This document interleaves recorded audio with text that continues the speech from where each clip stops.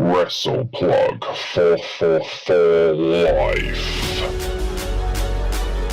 Ladies and gentlemen, it's time to #GetPluggedIn, the refreshing, empowering moment that we have all wanted from WWE. It's like ordering a medium pizza and then turning up with an extra large and a bottle of Coke. What happens is these fucking people live in this fantasy land. Everyone got their shit in, everyone got each other over, everyone looked good, and made the industry look great. New Japan wrestling talent. I'm a true champion.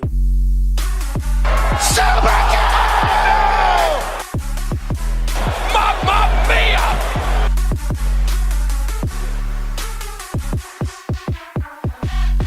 Ladies and gentlemen, boys and girls, children of all ages, welcome back to the Wrestle Plug. I am your host, Aaron Nix, episode 434 of the Wrestle Plug, and it is another fabulous interview, one of my favourites yet, with the astonishingly beautiful Lance Cole. Anyone who's seen Lance Cole will know just how gorgeous that man is. Lance Cole, he's so hot right now. By the way, if you don't get that reference and you haven't seen the original Zoolander film, shame on you. But, ladies and gentlemen, Lance Cole swung by the Wrestle Plug to have a chat with me about his career so far, how he maintains his astonishing levels of beauty, his wonderful partnership with Lucian Phillips as part of Beauty and the Beast, and a lot more. So, without further ado, here's my cheeky little conversation with that little sort himself, Lance Cole.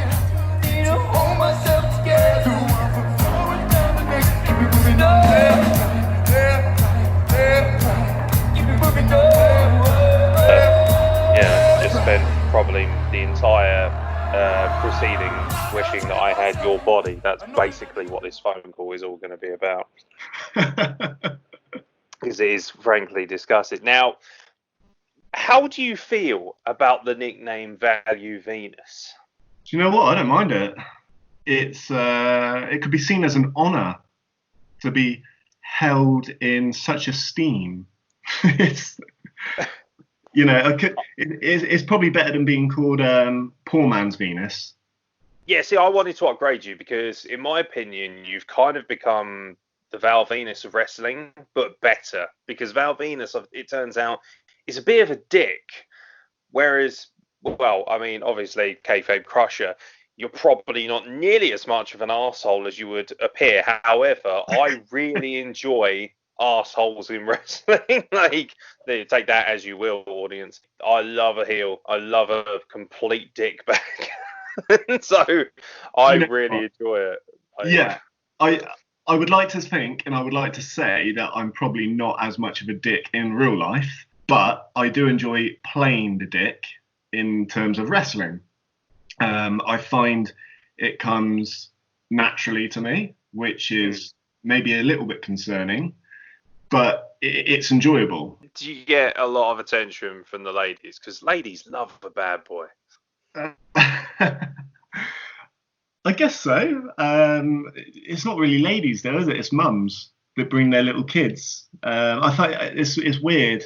Not really. I suppose not really. And I try and steer away from that anyway, as much as I can outside of the gimmick. I'm really curious because you get to spend a lot of time in the locker room surrounded by big burly gentlemen and very good looking women as well, it has to be said.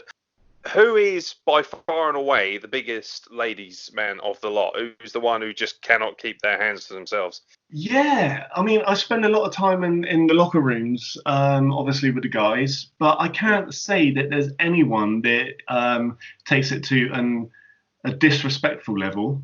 Who do you think probably gets the most attention? Other than yourself, of course.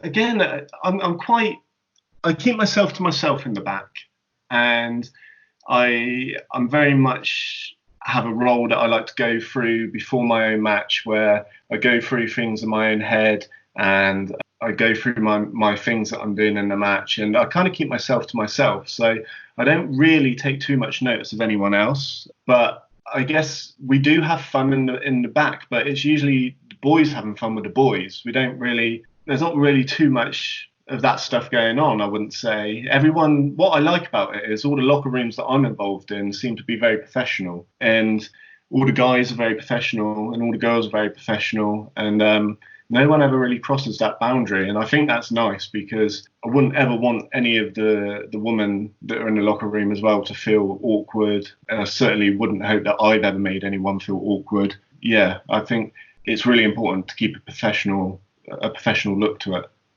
Talk to me about the Southwest in general, like, because you're one of the guys. So whenever we have guys from the Southwest on, with our PJ, obviously Austin Drake, a number of guys who have come on, not all of them have been released yet.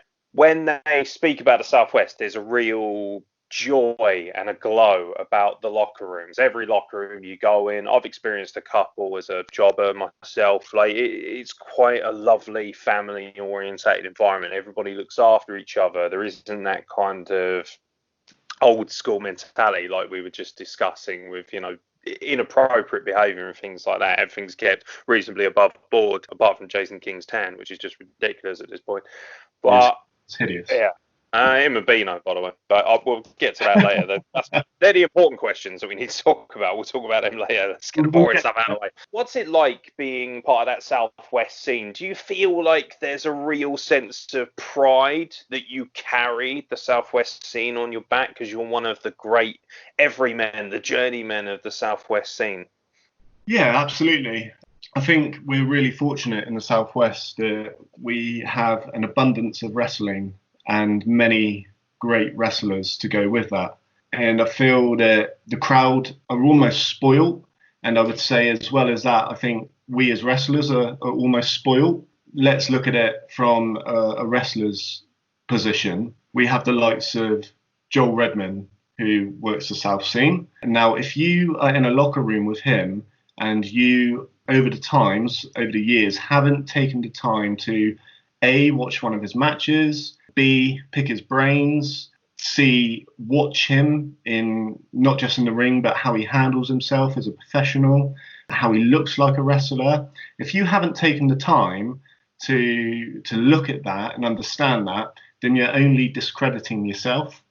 And that doesn't just go for the likes of Joel. That's Eddie Ryan, for example, who, for me, has built himself up an incredible avenue that's opened lots of doors for him, and his work ethic and work rate. If that doesn't rub off on people, because I'll hold my hands up now and I'll say it's rubbed off on me, his work ethic. If that doesn't rub off on you, then again, you've only got yourself to blame. And if we look at it from a fan's perspective, again, I think they're spoiled for the talent that they get to see on every show. I think of UPW, I think of Reach, I think of CSF, DWA. Every one of those shows has talented guys on, and a lot of these fans are going from one show to the next show to the next show, and they're getting to see them week in, week out. And I really, truly hope that we don't lose that down here in the Southwest, and it continues for many years, because we are very, very, very lucky. You actually hit the nail on the head there, because I don't think fans down in the Southwest, because they're a very loyal bunch, but they don't come in their droves like they do elsewhere, just because of the environment and where you are. Obviously, it's not like London. You don't have access to millions upon millions of people, and you're not able to tap as many resources from a wrestling standpoint. But the people who do come are very vocal, they're very loyal, but they also, I don't think, probably appreciate that actually the quality of wrestler, and I particularly include yourself in this, thank you, is very, very good. We're talking about spoiled riches when it comes to the quality of wrestler. I, for one, am still gobsmacked that Joel Redman isn't basically champion everywhere because he's just that good. Same with guys like Eddie Ryan, yourself. But one thing that's very cool about you personally, and I don't know if this is just based on your level of charisma, but I seem to notice that you have found yourself branching out. Maybe it's just because you're not situated directly in the Southwest itself, like Cornwall and Devon, like some of the other guys are, but you seem to find yourself in more companies than they do. Is that just a circumstance from where you are, or is that because you probably have the best looking abs in the business? They're not so good at the minute, I might add. I always pride myself on how I came into the business. I was very fortunate. I was very lucky to be at the training school where I was. That was in Portsmouth with a company called VPW. And our trainer was Tom Jones, not the Tom Jones, but Tom Jones. Just imagine. Yeah, he goes by the wrestling name of UK Kid. And from a very, very early stage in my training and in my career, I've been fortunate enough to meet people, and I've been fortunate enough to have opportunities that many others maybe wouldn't have experienced in such a short time in their career, purely through himself. For example, when we were training, he'd hold seminars with the likes of Billy Gunn, Fergal Devitt, Fit Finlay, Doug Williams. The names are endless, and his contacts are great. So, for example, I work abroad. Germany, Austria, France, and France especially was through him. So that is probably one of the main reasons why I'm so lucky to be able to work for other promotions, not just in the Southwest, but like I mentioned, abroad and in a few other places in the UK. So I'm very lucky, and I'll always respect from where I came from, kind of thing. Yeah, I've noticed that you still work quite a bit for Varsity Pro, one of the more prestigious schools actually, but also in some ways, despite the fact that the UK Kid is one of the best trainers arguably in the world, I would say, there is this kind of forgetful nature about it. A lot of people just automatically go to, like you mentioned, Portsmouth, obviously you got Rev Pro down there, you got Knuckle Locks in North London, and then it kind of just sort of moves from there. The Reach Academy obviously coming through as well down your way. When it comes to working smaller shows like that, or shall we say shows that aren't necessarily on the mainstream radar as much, like a Progress on ICW, for example, I really love those shows, and I think that's where you can connect most as an audience. And it's also very similar to the camps. The camps are where you really kind of on your craft. That's where you learn to play to an audience and really get an understanding of how to work psychology-wise, at least from my perspective. When it comes to the smaller shows, how important do you think they are? Because I feel like a lot of wrestlers maybe are trying to shortcut their way to a more glamorous scene, shall we say, and I feel like these shows are so important. How important do you think they are, and would you have a message to maybe younger wrestlers of how much they should take stock of those shows? Yeah, absolutely. I mean, for me, the camp shows in particular are probably the most important shows. Like you mentioned, it's where you hone your craft, you learn about the business, you learn about life on the road. And I suppose you become a man if you're really young, So I was lucky. Summer of 13, 14, and 15, I did 3 years straight on the summer holiday camps, and they were the best times. I enjoyed them immensely, and I learned so much. And they help you become who you are later down the road. So for anyone that is getting into the business, and I could mention the Reach Academy right now. I'm very fond of what Jason and Grayson are doing down there. I'm very fond of what they're doing and they're achieving. So for guys like that are coming through, I would recommend that they reach out to Brian Dixon and get on the holiday camps, because it's only going to improve them in the long run. And smaller shows like VPW, where they're currently running like Basingstoke every few months and so, it's good for the guys that are working as well, because it's another payday, which we all need, and 2, it keeps the ring rust away, because we're not always going to be on these big shows all the time. They might come around once in a while, but don't think that they're going to be there all the time, because they're not. So appreciate these smaller shows and be grateful for them, because they really are that important.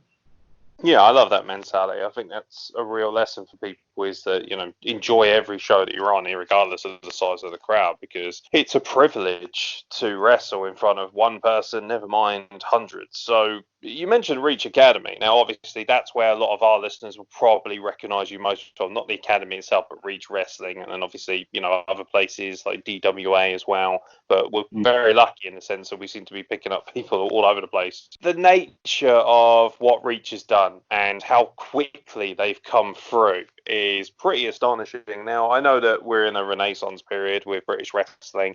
Some people are arguing it's dying down a little bit, but that's another story for another day. The sheer level of determination and excitement around Reach is so cool. Like, you honestly just feel a buzz. You feel something special going on there. What's it like for you? Because you are obviously a phenomenal wrestler, but you weren't kind of born out of the Reach Academy like a lot of these forthcoming stars. You know, I mentioned people like LA Taylor and Joey Seven. You're on the flip side of things. You're already a very accomplished, very talented individual, and you're obviously being brought into Reach because you offer an incredible amount of depth to that roster.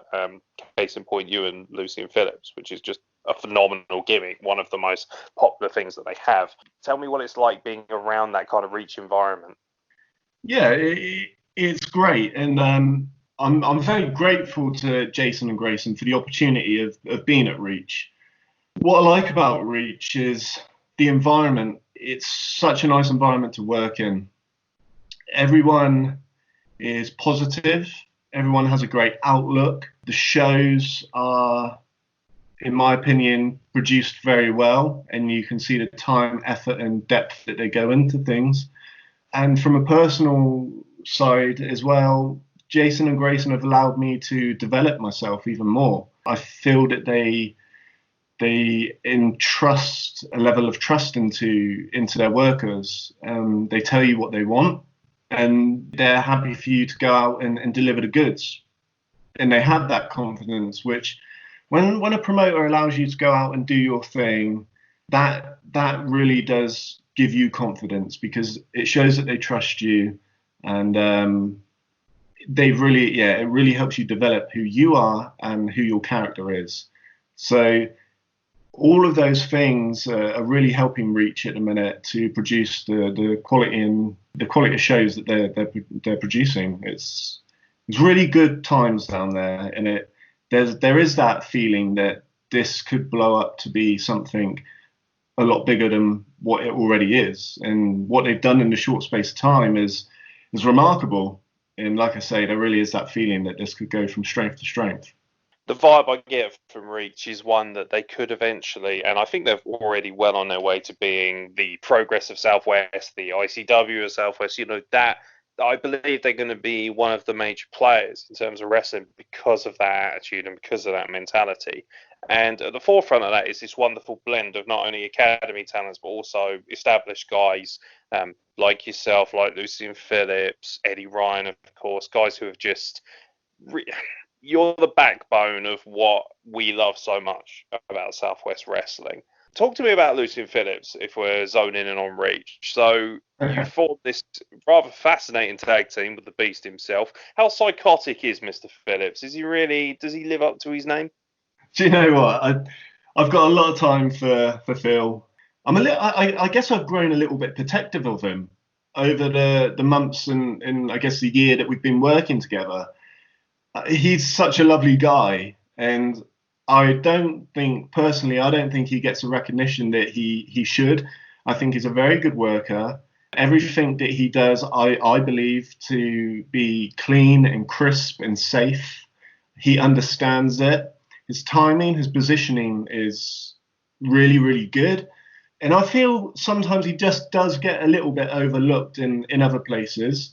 And I'm really happy that through this journey that we've been on in Reach, he's able to shine, and he really has. And I've spent a lot of time with him traveling to certain places, and we talk, and he really has opened up to me in the past about things, as I have with him. And we've kind of created out of nowhere this unique little bond, which is really nice. And I hold his friendship quite close actually now. And he's a great guy to work with, and I'm really enjoying the journey of Beauty and the Beast. And I think that sooner or later you'll see Beauty and the Beast as Reach Tag Team Champions. Yeah, that's kind of what we want. Like, don't get me wrong, I really like Big Grizz. Country Big, not entirely sure on him yet. Still kind of undecided on Josh. Until he comes on the podcast, of course, then we'll be huge fans. But He's a lovely guy. Cheap plug there. Get your ass on here, Josh. when it comes to you and Lucian Phillips, what I love is the chemistry. And obviously, building such a great relationship, considering yourself such close friends now, I think that's probably one of the big reasons why. Talk to me about tag team wrestling, because what people may not realize is that actually tag team wrestling has its own kind of rich history, particularly in British wrestling, but also in the Southwest as well. And you're known, or at least were known predominantly maybe as a more of a singles guy until Reach came along, and now you and Lucian have created this incredible dynamic. And Beauty and the Beast is, for me, because I'm a bit of a stickler, I can't stand tag teams made up of singles guys. I think I'm a big fan of, but at the same time, you seem to have broken the mold for me, and you remind me a little bit of Sheamus and Cesaro, the Bar, because you've got that brilliant unity that shines through, that makes you feel more like a tag team than you probably were at the start of things. And also the fact is you've told a great story. How is the transition from singles to tag and then back again? Are you one of those guys who's just so bloody good at their job that you have no problem jumping between the two? Do you really have to ask me that question? Of course I'm so good. I am someone that grew up developing myself in singles wrestling. I've always kind of enjoyed tag wrestling, watching it, but I've never really had that opportunity of doing it elsewhere, especially in a storyline over a period of time where you can develop something. You can develop a tag team, you can develop the actual storyline. And I think that's what I've personally enjoyed most about the journey that Beauty and the Beast are on, because there's something to build on all the time, and it brings out emotions, I guess. Whereas just having a one-off tag match here and there, it's just a match. It doesn't really mean anything. So the transition it's been interesting. I've not really found it too difficult, in all honesty. But again, at the same time, I'm lucky that I'm working with guys like Grizz, who's a great worker, a great guy. So when you're working with these types of people, they'll throw ideas at you, you'll throw ideas at them, and it really is good when you're bouncing ideas off each other and coming up with great ideas for matches and stories. And it goes back to what we were saying before about the level of workers in the Southwest. We're very fortunate that we have that, and any transition from singles to tag matches will be made easier because of the level of workers that we have. Talk to me about your character. What's the great inspiration behind that? Is that something that's just evolved over time and you've added things to it, or have you always felt like you needed to be an unbelievably good-looking sex pest?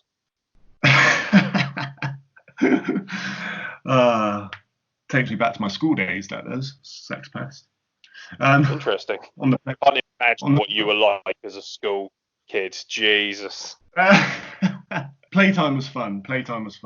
So this is where it goes back to, and it goes back to VPW again. My first match was in Basingstoke, and it would have been in 2012.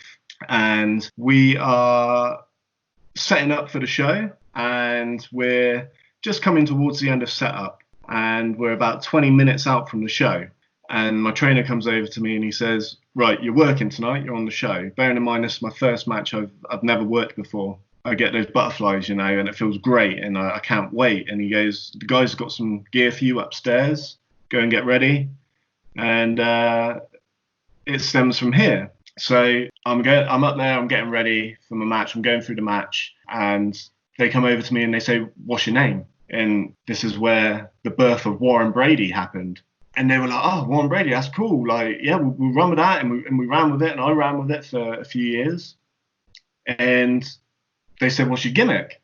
And I was like, I don't know. I don't have one. And at the time, I had a shaved head. I guess I looked a bit thuggerishy and looked more like a football hooligan than anything. And my trainer told me, he goes, right, well, you're going to do so-and-so. And that's where it stems from. And I went out with the towel, the red towel, and I used to go out with, and I came out with the Diet Coke music, the da-da-da-da, that one. Absolutely hated it. It was, really? I felt cringeworthy. I couldn't get into it. And it was only over a period of time where I developed it. And I was like, oh, this is kind of cool. I'm kind of getting to grasp it. I was watching Rick Rude and I was watching Val Venus, and I was always a fan of Val Venus anyway. Growing up, he looked incredible. He looked everything that I like about a wrestler. So I always watched him. He always entertained me. And then as I was coming into the gimmick, I started watching more Rick Rude stuff, and I loved everything about Rick Rude. And having watched him a few times, and it kept growing and growing and growing, and that's where it's all stemmed from. And basically, Tom, when he was bringing his own guys up through VPW, he would have an idea of what he wanted from them, and he would then use them on his shows. So his idea, he said his idea for me was always to play this gimmick, but he never told me that until the day of my first show. That's always what he saw me as, and I guess that's why I've always stuck with it, because I guess I know no different now. I love that you mentioned Rick Rude. He was one of my favourite. I am your typical Smark in a lot of ways, your smart mark. I do love the bad guys, and Rick Rude was one of the first real exposures I had to that. And he was there is a real banger vibe to that. And me and Steve have kind of spoken about that in length, particularly at Thursday Night Reach 2, when you seemed to be particularly on fire with the hip gyrations. And it was just one of those things where you really got a sense that this guy looks like a true professional heel, somebody who could really emulate the brilliance of Rick Rude, who obviously sadly is no longer with us. Is there any kind of ambitions to take that further, possibly start spray painting people's wives on your tights? Absolutely. And no spoilers here, but I am in communications with someone about such a thing. So yeah, absolutely. I want to, in the wrestling business, we always have to continue to recreate ourselves, I guess, and keep pushing forward. You can't let yourself get stale, and it's hard. It's easier said than done, might I add, to keep adding to your character. It's easier said than done. So yeah, absolutely. Things like that are well in the forefront of my mind, and just to have fun with it and play with it is.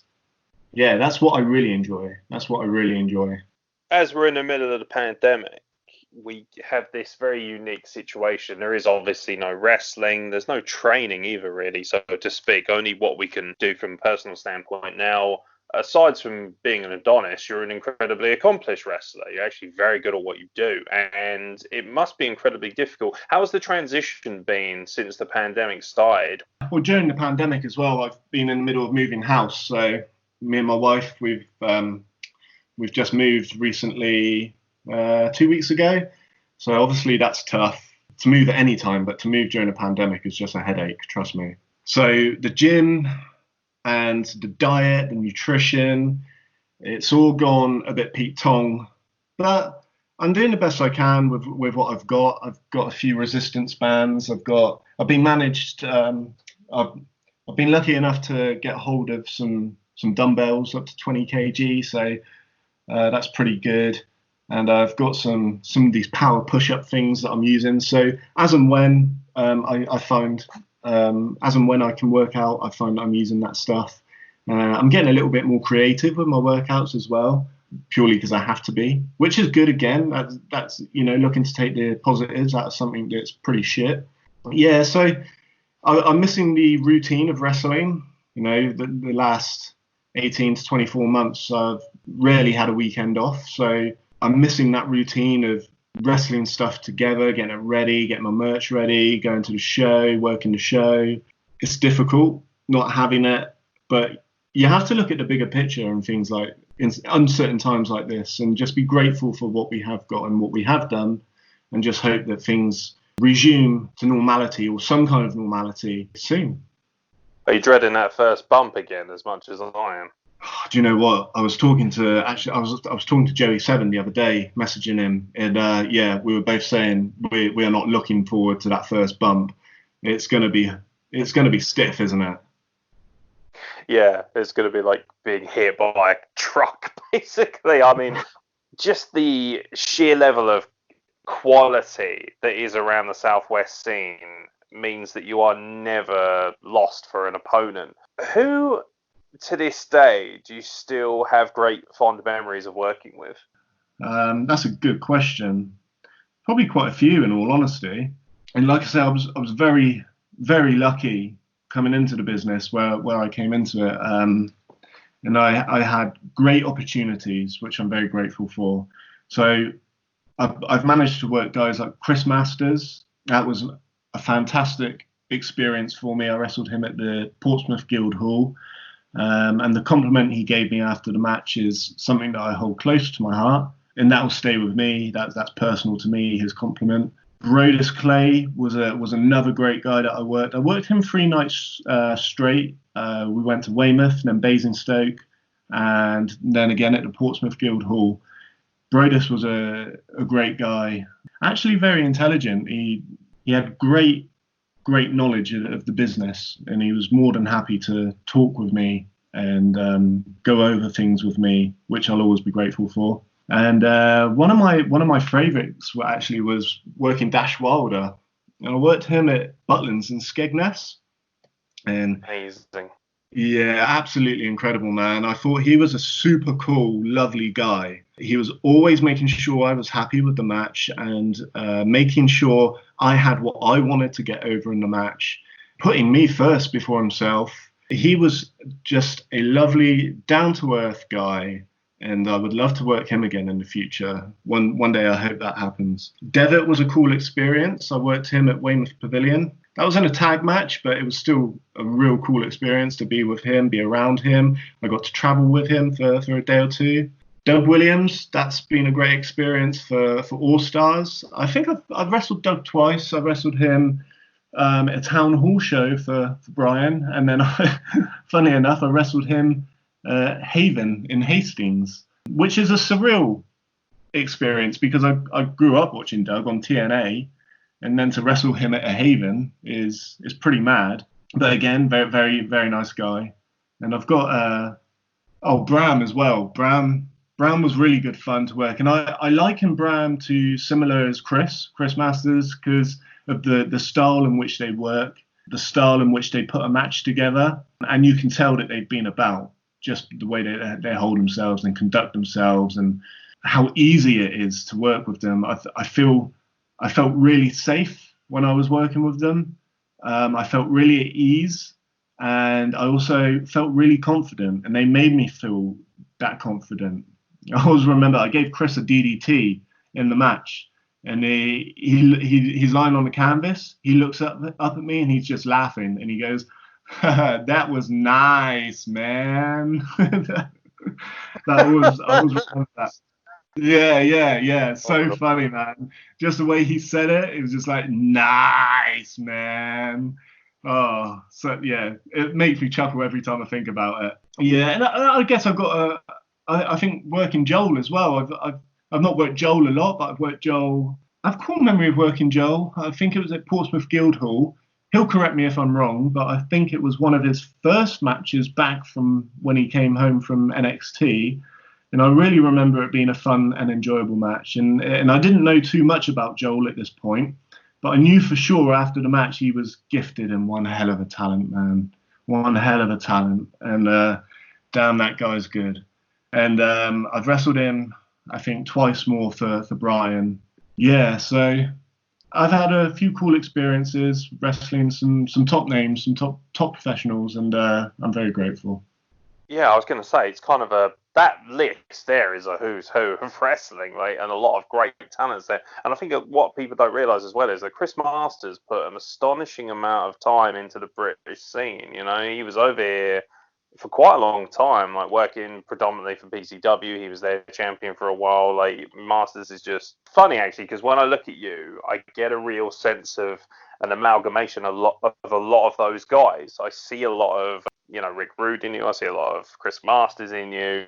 There's this presentation and professionalism that, Joel Redmond just personifies. Like, a very big fan of his. He's obviously a good friend of the podcast as well. And I think from talking to you, even for just a short amount of time, the thing I get is someone who's very cool, but also very professional. Takes it seriously, but also enjoys it as well. Because one of the things that wrestlers can find themselves guilty of is taking themselves just that little bit too seriously, if you know what I mean. Really sort of living the gimmick just a little bit too much, so to speak. What's the kind of immediate goals for you? Like, you've done so much in what is, for a lot of people, quite a small amount of time. Is there anything that you're looking at and thinking, right, this is going to be my next level? Would you like to kind of follow the Joel Redmond format, for instance, and possibly move on to a developmental sort of scheme? Or would you like to spend a lot more time working abroad in, an area like, working for a major promotion, so to speak? What are your immediate dreams? It's pretty simple, to be fair, man. It's to have fun and enjoy the journey that I'm on. When I first started, my goals were those 3 little letters, WWE. And that's all I could think of. That's what I went to bed thinking about. That's what I woke up thinking about. Everything I did was just geared towards that. And I find myself in a different place in life now. I have a very nice life.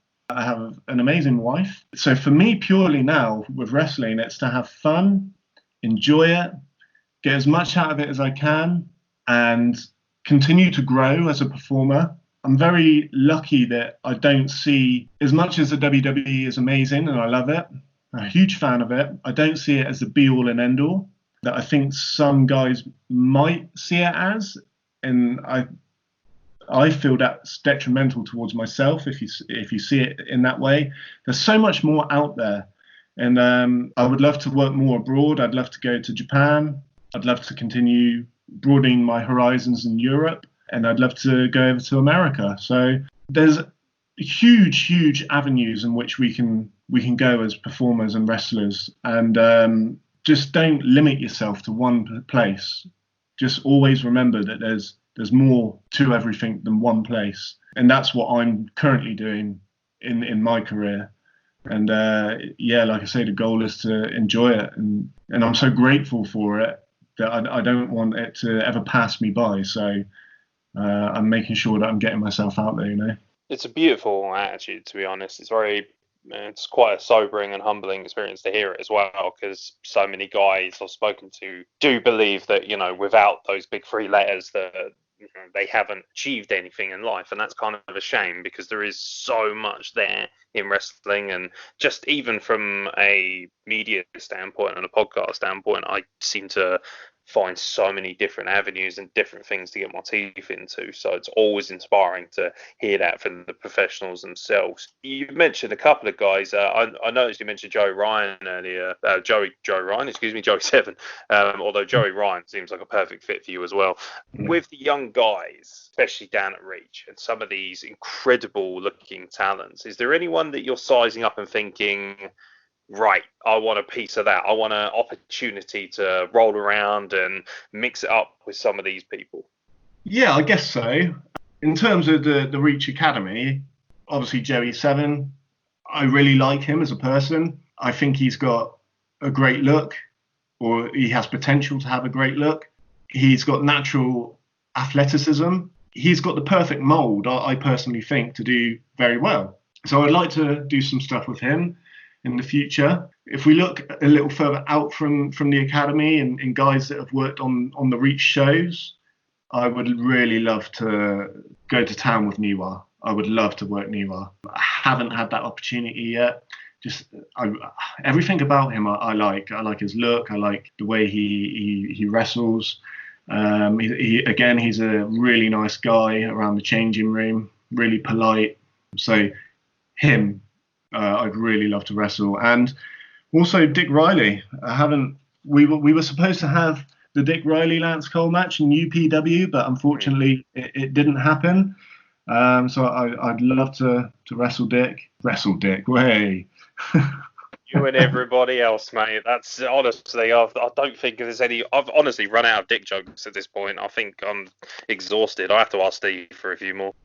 But yeah, so those 3 guys, and I keep mentioning Joel's name. I'm not blowing smoke up his ass in any way, but I would like to work more with him purely on a level of learning. I want to learn more, and I feel I can learn from him to the point where, I've been doing this for a while now, and I definitely don't see myself as a trainee any longer. But Joel is in the process of opening up the All Stars South training school, and I'm definitely going to go down there and train with Joel and learn as much as I can get from him. I think if you're a wrestler and you feel that you've learned everything, I feel you've got the wrong attitude. Personally, I think as a wrestler we can always learn every single day. There's an endless pot of learning when it comes to performing and when it comes to being a wrestler. I'm certainly not naive enough to think that I've learned everything, not by any stretch of the imagination. So I will be going to Joel's school when it opens up, once all this bullshit is finished with, and I will be learning from him for sure. So if I could get to wrestle him in more matches, then yeah, that would be cool as well. I look forward to getting the absolute shit kicked out of me when I turn up for training there, because it's definitely something I'm sizing up for when the pandemic sort of goes. So, yeah, absolutely terrified knowing that Lance Cole's also going to be there shining his abs in my face. So I look forward to feeling even more inadequate. I'm sure Lucian will be down there as well, so we can, maybe pin him down and shave that horrid back of his. What's with the back hair? Have you ever seen back hair like it? He reminds me a little bit of A-Train back in the day. Yeah, he does, yeah. No, never have I seen any back hair like that. But hey, it works with the gimmick and it goes. And in just embrace it, for a guy like that that's got that back hair, that's got that look, just fucking embrace it, man. That's a cool ass look. That's a cool ass look. Yeah, no, he inspires me a little bit as a beast myself. I look at him and think, wow, that's something to aim for. And it should be, I think people see Lucian Phillips and they have a joke. And it's funny, actually, the last 2 or 3 podcasts, because he's very good friends with Big Grizz and a couple of other guys we've had on. And everyone speaks so well of Lucian, of Big Phil. And they kind of, I don't know, I don't think he realises just how popular he actually is. And I don't think fans realise just how good he is, because this is a guy who's been all around the place, trained by some great wrestlers, gone to WXW, really put himself out there and exposed himself as an individual to learn more. So, and that's the vibe I get from you as well. So I can see why there's such a good chemistry. How long do you think it's going to be before you knock off the country boys? Ooh, well, how long's a piece of string? Yeah. Stick us in the ring with them tomorrow, and I'm pretty sure we'll run rings around them.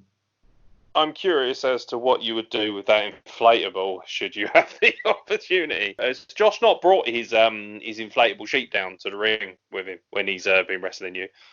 No, he hasn't. No. I'd like to find a nice sharp pin to pop it, though. Yeah, there's a joke there, but we won't go down that route.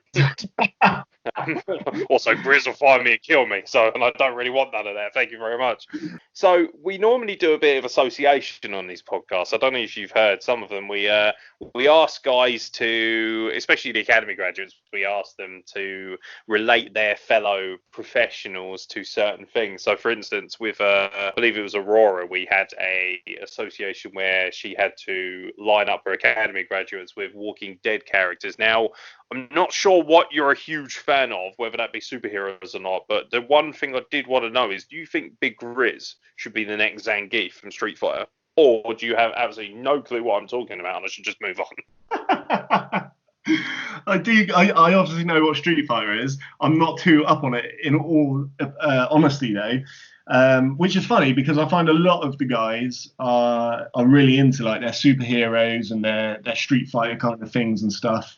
But yeah, it's never been really my cup of tea. I mean, a lot. What do you enjoy outside of wrestling?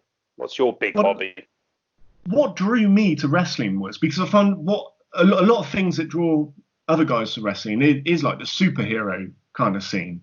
But what drew me to wrestling and what inspired me growing up watching it as a young kid I was in awe of these larger-than-life characters, these larger-than-life men, and the bright lights and the colours. I think back to, Macho Man and Warrior's Gear.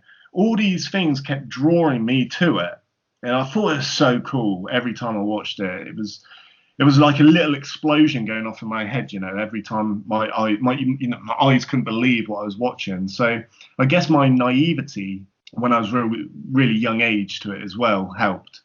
And then growing up, people would tell me it's not real, and man, I would get really, really irate when someone told me it. I felt like I had to stick up for it, even though I knew it wasn't real, but I still felt like I had to stick up for it. And just the whole entertainment value simply captivated me. So it was just wrestling. I never really had any like superheroes that did that or anything. But outside of wrestling, I'm a massive football fan. Yeah, I'm a big football fan. I support Manchester United. Before I was a wrestler, I was actually a season ticket holder for a few years, and I'd go. Oh wow! Yeah, I'd go up every Saturday and every midweek game, and I'd get poorer and poorer as the weeks went by. But hey ho. That's the nature of the beast if you support a team like that. Have you always been a Man United fan since birth? Has that always been your thing?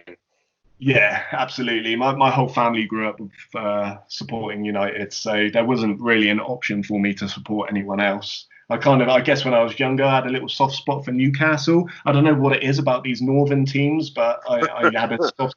Yeah, weird, right? Are you a closet northerner, would you say? Because you don't strike me as somebody who comes across as from the north, judging by that accent. No, absolutely not. No, I'm Taunton, Somerset, born and bred. Even so, you hide that accent pretty well, to be fair. Like, you don't... is it one of those things where you've... So, this is such a random thing, but I had an ex who was from that region, and she had actually cultivated a new accent because she was so ashamed of the really rich kind of accent that she was born with down there. Is that something that's more prominent down there than I realised? Do you know what? Excuse me. It comes out every now and then. And it's usually my mum that picks me up on it. And I'll say something that's very, very West Country, But yeah, I guess over time I've just managed to grow out of it.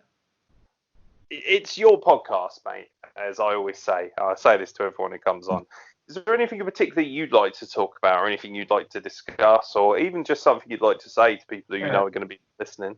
Yeah, I guess so. And I guess if any of the Reach Academy or any students from any other schools are listening to this, I'll just give them a bit of an insight into my background of coming through training in the tough times that come with training. I used to train a Wednesday evening, and Saturday and Sunday I would travel from Bournemouth to Portsmouth, and usually we'd go off to a show after the training session on a Saturday and Sunday. It was full on, and Wednesday sessions would start around about 6 p.m. and they'd continue through to about 11:30. And I've known us to still be training at 2:30 in the morning, especially with an important show around the corner.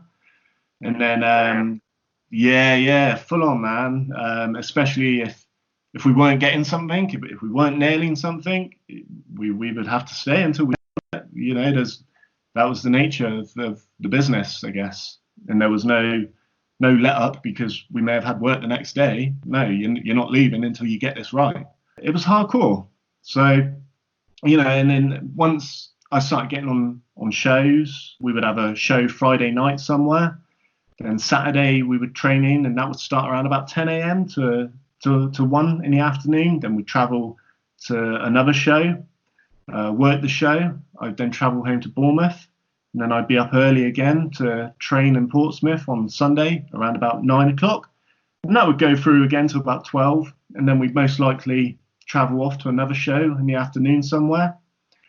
It was tough. It was tough for sure. But so many great memories and moments of doing it. And I think if I can give a bit of advice to any of the trainees coming through at the minute, and that would be to really, really try and absorb, be a sponge for everything whilst training, and try and absorb so much, because training are probably going to be your most fun times. in wrestling. I've got so many good memories, and the real tough slog, and I guess the Reach Academy are feeling this to some effect. And the real tough slog was on a VPW show day. We'd have to break the ring down at the school, and then we'd have to travel to the venue, put the ring up. We'd then work the show, then take the ring down. We'd go back to the school. We'd unload the ring out of the van, and we'd put it back up ready for the next training session. We've been known to be at the school at 3:30 in the morning, still putting the ring up, and it's tough. That's tough, but it's paying your dues, and it helps you understand the business. And I wouldn't want my upbringing in the business to be any other way, because it's given me the values and the respect that I have for it today. And so I'm lucky. And I've not managed to get down to the Reach Academy and see what their training is like, but I've heard good things, and I will get down there sooner or later. But from my point of view, our training was very structured, and we'd always start with a warm-up, about 25 push-ups, 50 squats, and 25 sit-ups. That was at the start of every session, and then we'd jump into the ring and carry out a sequence of rolls, forward, backwards, lucha rolls, etc. And then we'd run the ropes and then quickly do some lockups. But we'd always it was always essential that we were going over the basics, and that was the instrumental part to our training. And once we'd nailed the basics, we would keep doing them each week. And it's just really important, if you're a trainee, to remember that the basics are fundamental in wrestling. It's what sets you up to have good timing. It's what sets you up to have good understanding and the correct positioning. And it helps you understand what it really feels like to be working the right way. So that's the advice that I would give to any aspiring wrestler or anyone currently training at a school. I think what's lovely is knowing the business afforded you a lot, but you also earned it as well. And that's lovely to know, because I think your template is actually what really should be the measuring stick for what a wrestler can achieve and what a wrestler can be in this country. So it's been a pleasure, mate, to be honest. I've been itchy to get you on for a while. I have pestered you for a while now, so it's a pleasure to finally get you on. We were hoping to do this in person, but of course the pandemic fucking threw a spanner in that as well. Where can people find you social media wise, and if you have any merch, now is a good time to plug it.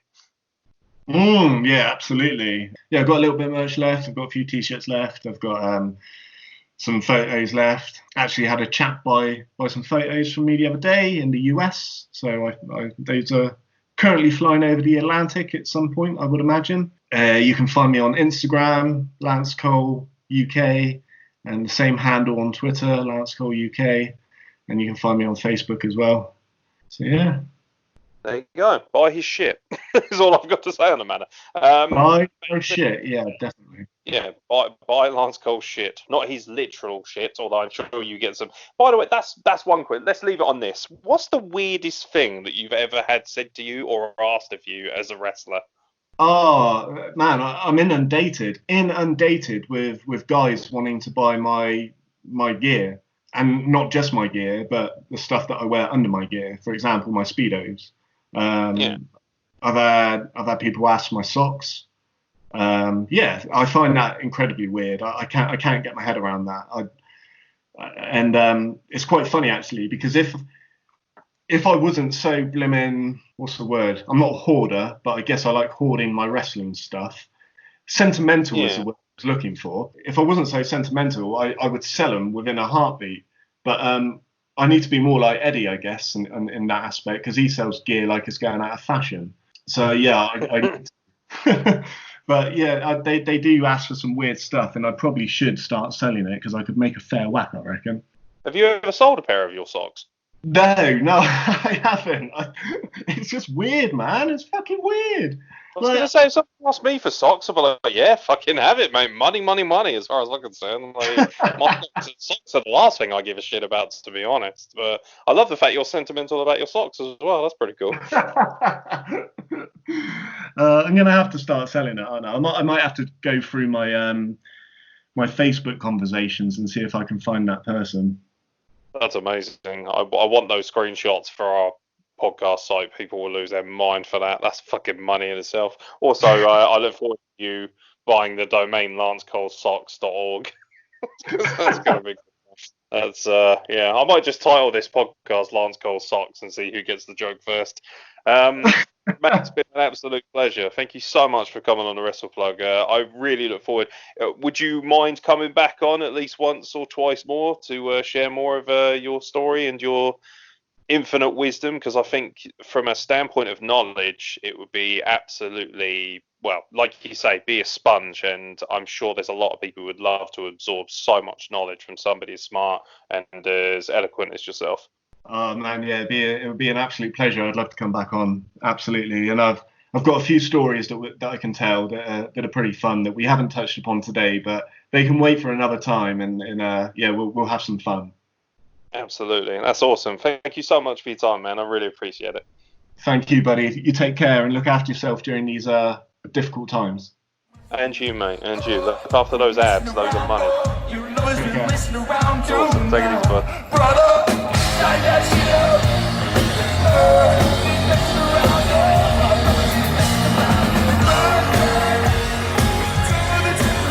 Oh, ladies and gentlemen, how wonderful is Lance Cole? What a legend. What an absolute dream to chat to. Really lovely guy. Really fantastic professional. Honestly, these are the kind of guys who make up the spine and the engine room of British independent wrestling. Never mind the Southwest, which is on fire. When guys like Lance Cole are on your show, you know that you're going to get not only a level of professionalism, but a performance to match that as well. Truly one of the coolest guys I've ever spoken to in the British independent wrestling scene. Lance Cole, if you're listening, thank you very much for joining me on the Wrestle Plug. It was an absolute pleasure, an honour to speak to you. I'm really excited about the possibility of having you back on very, very soon, sir. That's it, ladies and gentlemen, for the Wrestle Plug. Thank you very much for checking in with this interview. Obviously, it is very important that you continue to support us in difficult times. Needless to say, we are honest here at the Wrestle Plug. We do love everybody who checks in, whether they like the podcast or not. If you download it, if you listen to it, we're thankful for that, regardless of how much you may hate me or others involved with said podcast. So, with that in mind, please keep in mind, obviously, if you do have some loose change lying around, first and foremost, support our boy Lance Cole. If you get in contact with him via DM, I believe Lance still has some 8x10s and some t-shirts available, although last time I checked, Beauty and the Beast t-shirts have sold out. And obviously, second in that matter, if you still, astonishingly, have some loose change after that, then why not buy yourself one of our wonderful t-shirts at wrestleplug.bigcartel.com. Very affordable, they ship worldwide, and honestly, I wouldn't feel comfortable about taking any money unless I could give something back, which is why we afford these wonderful t-shirts. We've got the Sunset Flip t-shirts available in stock, and we've also got some of the special Sugar Skull ones still available as well, so check those out as well if you have the opportunity. But first and foremost, thank you for checking out the podcast. Our content will always stay free. As an independent artist, it's always cool just to let you guys know that you can help us out by putting a little bit of money into the podcast kitty and buying yourself a wonderful t-shirt. From myself, Aaron Nix, thank you very much for listening to Wrestle Plug, and we will catch you very soon for more nonsense from the British independent wrestling scene. This content was brought to you